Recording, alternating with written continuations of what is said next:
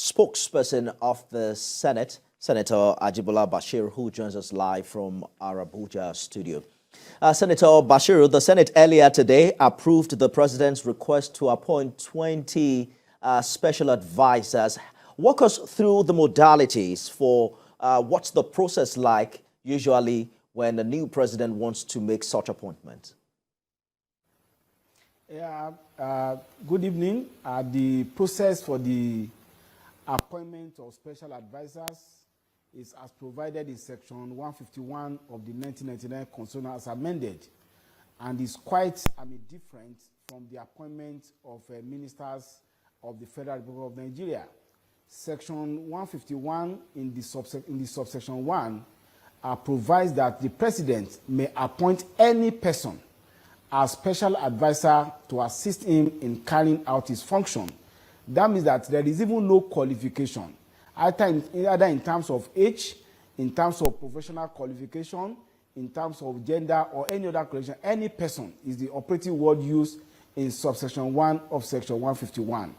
And subsection 2 of Section 151 provides that the number of such special advisors, their remuneration, and allowances may be prescribed by an act of the National Assembly or by resolution. So either by law made by National Assembly or by resolution, the number, the remuneration, allowances will be so prescribed. And of course, in terms of tenure, subsection 3 of Section 151 provides that they hold their office at the pleasure of the president, and of course, they will cease to function when the president appoints them as cease in office, assuming they were not terminated at the pleasure of the president. So the requisite requirement has been fulfilled by the letter transmitted to the Senate by President Ahmad Bola Tinubu today, and in order to expeditiously allow our president to immediately hit the ball rolling and get people to immediately start assisting him in performing his function. As you know, Section 5 of the 1997 Constitution, first executive powers of the Federation in the President, which he may either carry out directly or through the ministers or other people in the public service, and of course, by an extension of the reading of subsection 1 of Section 151, the special advisor could also assist him in performing his function. So the expeditious consideration is necessitated by the fact that the president appears to be possibly running faster than Usain Bolt in achieving the mandate that he has set for himself. Let's draw the difference between what happened today and the involvement of the Senate with the president's ministers designate. Is it a matter of time to screen them? That's why the 9th Assembly can make it happen. And then we have to wait for the inauguration of the 10th National Assembly. As it were, the life of the 9th Assembly by law will expire by a fraction of time on June 11.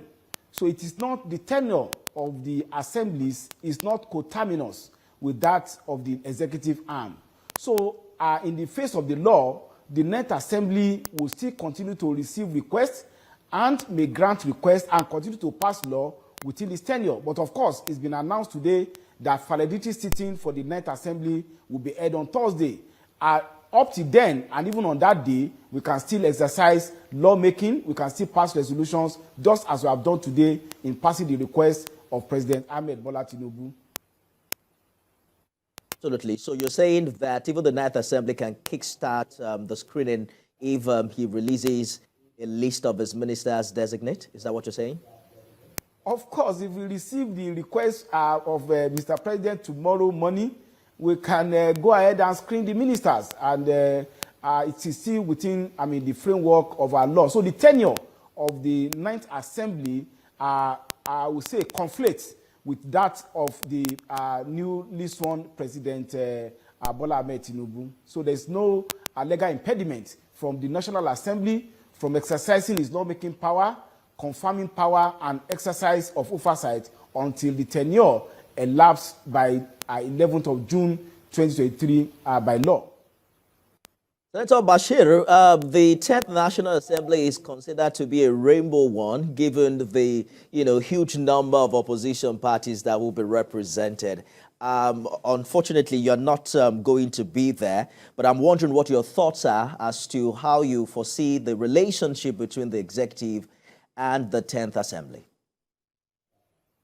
I think it's not. I will differ a bit from talking about a rainbow National Assembly at the 10th Assembly. At my party, the APC, still have overwhelming majority of no less than 57 or 58 of the 109 senators, which is a majority in the Senate.